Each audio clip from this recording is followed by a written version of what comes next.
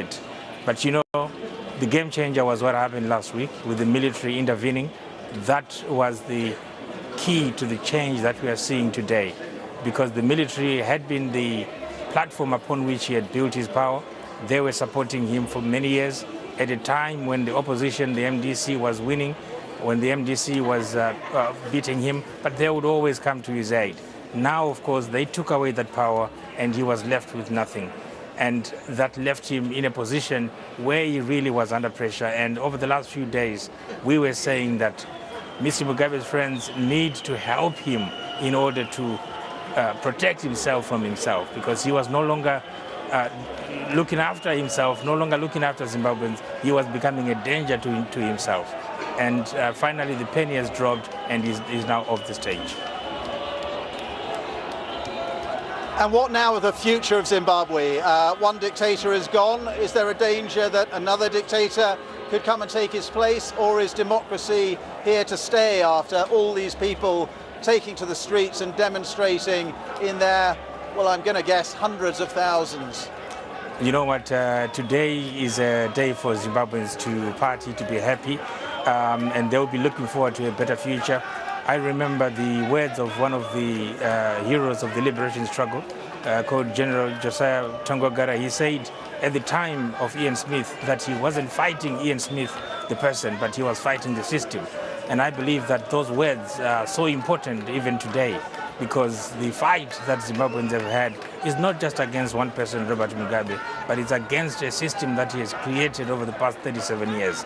It is that system that needs to be broken down. Of course, it's so important that Mr. Mugabe is now gone, but we have to continue as Zimbabweans to build, and those who are coming through should be able to show leadership, should be able to learn from the mistakes that Mr. Mugabe made and be able to correct them and do things that are completely different from what we have seen in the last 30 years. If they can do that, if they can be inclusive, if they can be forward-looking, if they can engage with the international community, if they can do things in a completely different way from what Mr. Mugabe was doing, I think there's so much hope for Zimbabwe, because it's a beautiful country. It's a country that has people with talent, so much resources, and a willingness to do the right thing.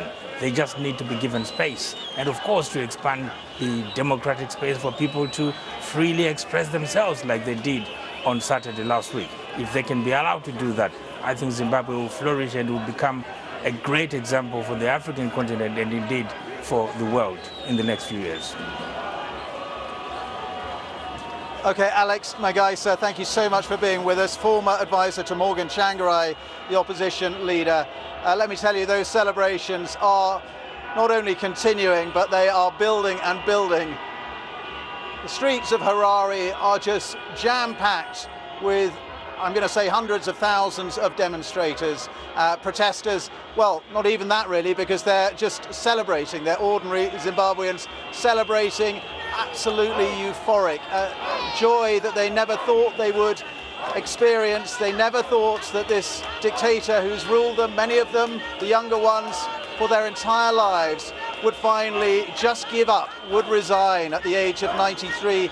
He has been known not only for his repression and his economic mismanagement, but also his stubbornness, refusing to resign when the military were telling him to go, when his own party was telling him to go, and when the people were telling him to go. And we've been in Zimbabwe for quite a few days now, and I haven't found anyone, to be honest, I've spoken to who wanted him to stay in power. Almost literally the whole country has been against him, and that's why right now almost the whole country is celebrating.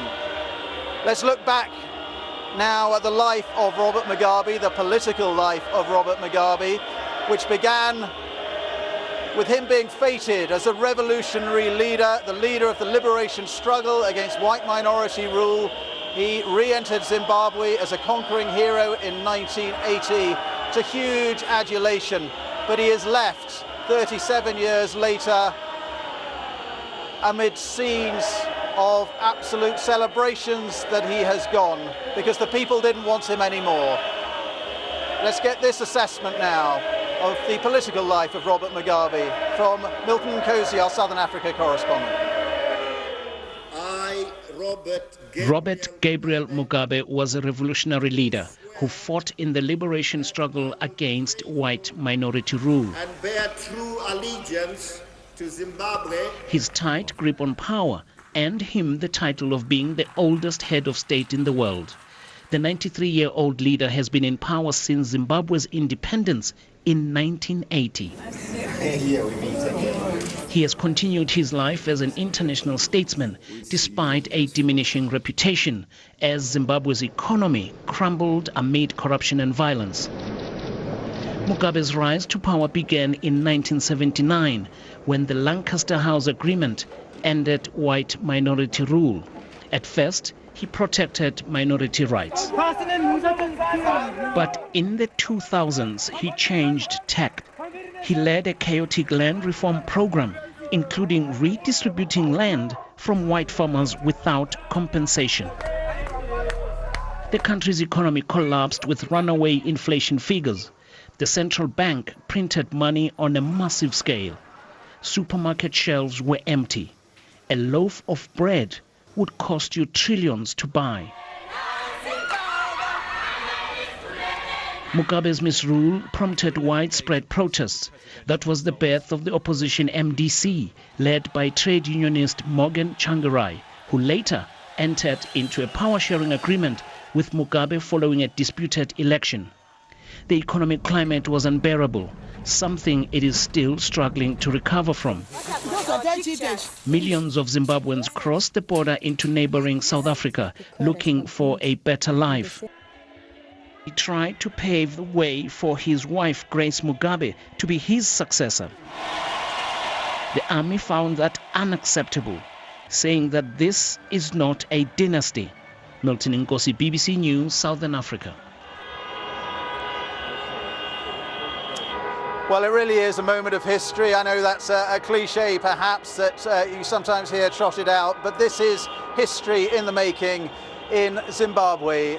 An extraordinary moment in the life of post-colonial Africa. The 37-year-old rule of Robert Mugabe, one of the dictators of Southern Africa, has finally gone. His rule has ended, not by impeachment, as it was looking like, but by a letter of resignation from him, read out to the Parliament of Zimbabwe here in Harare. Back to you in the studio. Ben Brown in Harare, thank you very much. Well, let's get more reaction now to that momentous news in the last hour coming from Harare. Let's speak to our World Affairs editor, John Simpson, who joins me now. It sort of feels as though this was inevitable, but nevertheless, it is a wow moment, isn't it? Oh, yeah, it really is. No, absolutely. Well, it's the last of the sort of 70s, 80s African dictators, strongmen, whatever you might like to say.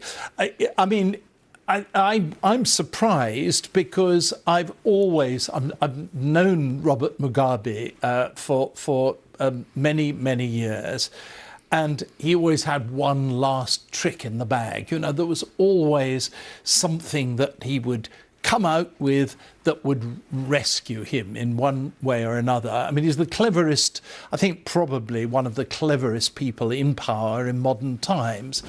And for him to just say, well, that's it, you know, I'm out of here, shows that he'd run out of road completely. There was nothing else for him to do with hindsight. He was under tremendous pressure. Was it the impeachment? Is that what did for him? I think it was that, but I mean, I think it was really the fact that, more than that, that ZANU-PF, his political party, had clearly had enough of him and wanted him to go. If you don't have a political party, if the army is kind of against you, if your wife's supporters, that G40 group, has been scattered to the winds, then really you don't have anywhere to go. I just think he, right down to the end, he thought that he could maybe turn one faction against another, and that was what he's been trying to do. And at some stage, somebody has persuaded him, or perhaps he's just persuaded himself, that there's nothing else for it. The question now, you've seen this before, we're entering a rather dangerous period now because we don't know what happens next. No, we don't, but you have to remember that Zimbabwe is actually a very peaceful and peaceable country. It's not what people often, in Britain in particular, think, you know, it's a sort of powder keg of violence and hostility. Not at all. It's a country with quite a good constitution, given to it, of course, by its one-time colonial masters, the British. And it's really a question of how much the constitution is going to run things. Now, there are big advantages to. I mean, I'm assuming that it's Emerson Mnangagwa who's coming in, and there are big advantages to being Mugabe's successor. Everybody in the West is going to be falling over themselves to help a potentially very prosperous country to regain its prosperity, and I think that's what we'll do. Well, that's what we'll see. So, yes, I mean, I'm sure there's a bit of a rocky business of turning the vice president into the president, but nevertheless, I mean, I think the longer-term picture is quite rosy for Zimbabwe. Robert Mugabe, what will history judge his legacy to have been? Well, I think the great destroyer of the prosperity of Zimbabwe. I mean, the pictures we were looking at. I was in Zimbabwe for some of those times when literally people took suitcases of money in to buy small amounts of food. I mean, that's something that was created by him. Almost you had the impression he knew what he was getting into when he did all that kind of stuff. And that's something that nobody's going to forget. What they will forget, what they've already forgotten, is that Zimbabwe, unlike most of its neighbours, has a 90% literacy rate. That is Robert Mugabe's inheritance. That's what he's left the people of Zimbabwe with. A dreadful ruler who nevertheless had better ideas than his ability to govern. I just want to bring in a statement we're just getting from the US Embassy in Harare. It says tonight marks a historic moment in the history of Zimbabwe. We congratulate all Zimbabweans who raised their voices and stated peacefully and clearly that the time for change was overdue. As Secretary Tillerson, Rex Tillerson, recently stated, Zimbabwe has an historic opportunity to set itself on a new path. Through that process, the United States urges unwavering respect for the rule of law and for established democratic practices. Whatever short-term arrangements the government may establish, the path forward must lead to free, fair and inclusive elections in which the people of Zimbabwe are free to assemble peacefully without undue interference and to voice their opinions without fear, choose their own leaders.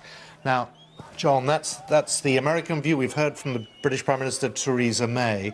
How the international community reacts is going to be rather important, actually, isn't it? Most important, extremely important. It's the only way that Zimbabwe is going to get out of the pit that Mugabe dug for it. But as I say, they're going to want to help. And the other thing is that in order to be able to help, they're going to have to turn a blind eye to anything bad that has gone on and may continue to go on. They've got to kind of pretend that Zimbabwe is a good place just waiting for the money to come in, which indeed it is. There is a delicate issue for whoever succeeds Robert Mugabe, and that's what happens to Robert Mugabe and, of course, to his wife in the next few days. My guess is that that part of the business of saying I'll go is to make sure that he's guarded against that there won't be crowds of people turning up outside his house, that he won't be put on trial, and that she won't be put on trial as well. I imagine that if there has been a deal done behind the scenes, which seems likely, that would be part of it. He'll presumably then just settle on some of the very, very extensive property that some of which he's seized. One of the most remarkable aspects of the last few days is in nature, the bloodless nature of it, it has been, as we are looking at now, on the whole, cheerful crowds, no violence, that they have thought very carefully, clearly, about how to play Robert Mugabe in what has been a very difficult few days for him, clearly. And the result is, it may have taken a bit longer than some had hoped, but it's bloodless. It is causing celebrations, as we're looking at now, on the streets of Harare, and there is a new hope there. Yes, and I think that peacefulness is very, very important. I mean, I was just trying to tot up all the dictators whom I've reported on as they've fallen. I know, you get people like Ceausescu, Gaddafi, people who assumed totally wrongly, they thought they got the public support, people's support, and found they hadn't got any whatsoever, and they came to a very nasty and sticky end. And what happens in countries where that takes place is that there is a continuing sort of, there's a guilt and there's an anger which doesn't quite get assuaged. Things don't get settled if you kill the incumbent. In this case, presumably he won't last all that much longer, and when he goes, the page will be completely turned, without the sense of guilt at an upsurge of violence or anything like it. I thought how typical of Zimbabwe that people should come out and pray in the centre of Harare. That really symbolises that country in a way that it wouldn't, for instance, in the Democratic Republic of Congo, where there would be violence almost for certain. We've heard a call, as I was reading out, from the American embassy in Harare for free and fair elections. How important is that going to be, that process?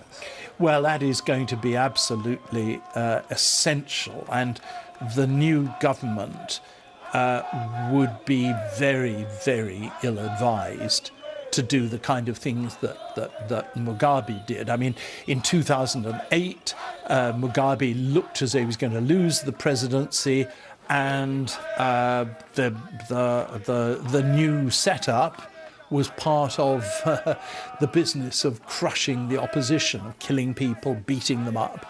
That kind of thing is wholly unacceptable now. There are those that will remember the sense, the mood in 1980, and Robert Mugabe represented a future. Some thought it was going to be a very bright future. When did it start going wrong? About 1983, really. 1983, towards the end of it. Yes, I mean, in the early stages, Mugabe had Ndebele people in his government. He had white people in his government. But when he got into a battle, I mean, this is all very ancient history, but when he... Well, it is and it isn't. I mean... Well, I know, yes. But when he got into a battle with Joshua Nkomo, and it looked as though Mugabe's hold on power was not as strong as he'd thought it was, then, I mean, these appalling things happened, and he brought in the army, he brought in the North Korean army to help him essentially murder Ndebele people. I mean, that, and who was in charge of that? Well, Emerson Gangwe. I mean, the man who will presumably be president. So there's a lot of dodgy history there, and I think that the only way forward is to just kind of say that was then, now is now. Just looking at these remarkable pictures as people come on the streets, the news obviously is still coming out, and the more people hear the news, the more people come out on the streets and stop the traffic and just wave flags. And I'm just looking at these pictures, wondering how long this lasts before someone has to say, right, we now have a job to do. Well, yeah, I mean, it will be, there'll be days, I imagine, of this kind of thing. And you need it, people need it to be, after all, they've been pressurized, they've been less scared in recent months of Mugabe than they have been in the past, but nevertheless, he was a fearsome ruler, a man who really could do the most appalling things if he chose. and people had to be very, very careful. And again, also, I want to keep going back to this, but people in Zimbabwe are kind of fairly gentle, peaceable people. And so what you're getting now is just starting to get is people getting over it. They're waking up after the nightmare. They need to be allowed to do that for a bit. And because it's Zimbabwe, I'd be prepared to bet that there won't be violence. People won't go around finding properties, Mugabe's and Grace Mugabe's properties, and torching them and attacking people and so on. I think it'll be, I hope at any rate, it'll be a peaceable business. Do you think they will stay in the country? I do. I think they want to, and I think that's a part of the necessary deal. You know, I mean, if Mugabe and Grace head off, for instance, to South Africa, well, they'll be okay with Jacob Zuma because he's shown that he's not averse to backing Robert Mugabe, and indeed allowing Grace to operate there.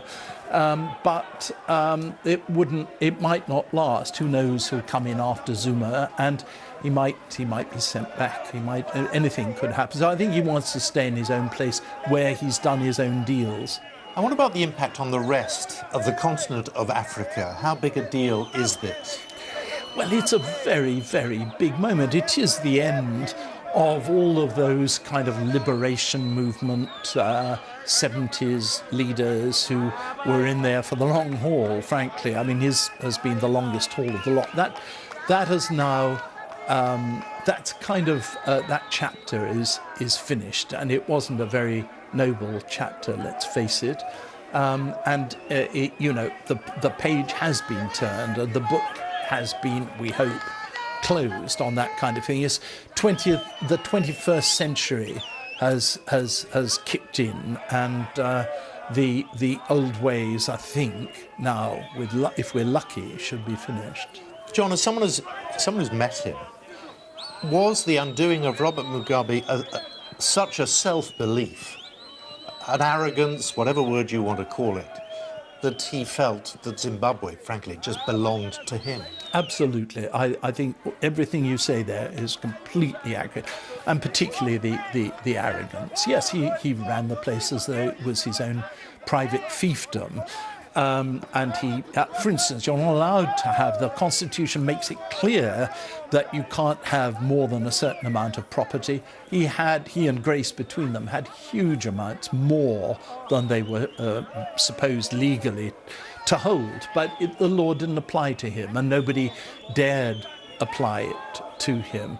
His downfall came, I imagine, that it was Grace Mugabe who kept saying to him, look, I want to be president, make me president, do this, do that, do the other. And in the end, he did what I think he probably wouldn't have done, and made it clear that she was to be his successor. That thereby just simply lighting the blue touch paper to the firework. Well, I think we can just hear now from Morgan Tsvangirai, who has been speaking in the last few minutes. Let's just bring you that. One would definitely hope that it opens a new trajectory for the country, rather than perpetuation of the same Mugabe culture. I'm hoping that the next leadership, even during the transition, must set in a new trajectory where people are respected, and that the rule of law is restored. Yes? Have you spoken yet to the Vice President, Emmerson Mnangagwa? Will you endorse him now as President? I have not spoken to him yet, but I hope that, as I stated in the afternoon, that if we have to correct the past, the principles, myself and him and the others have to sit down and redefine a new chapter. Will you be part of the next government? Do you think there is a role for you within his government now? I can't define that, and I'm not keen to jump to that conclusion, because it has never risen.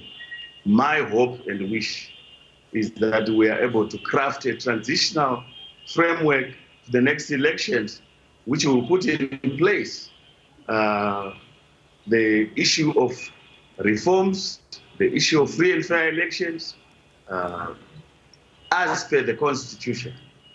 And if we have to extend the time frame, it has to be through consensus.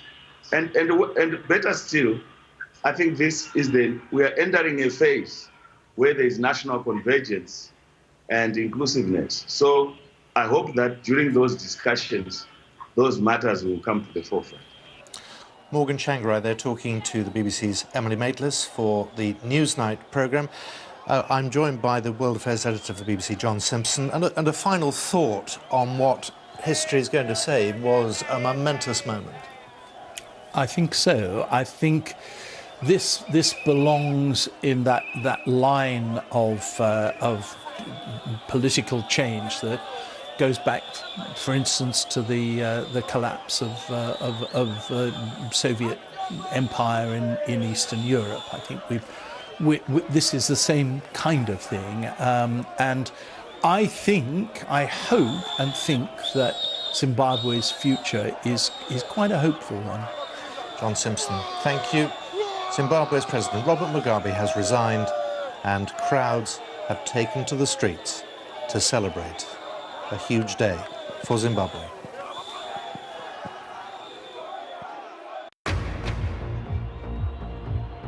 This is BBC News. I'm Ben Brown reporting live from Harare, where President Robert Mugabe has resigned as President of Zimbabwe.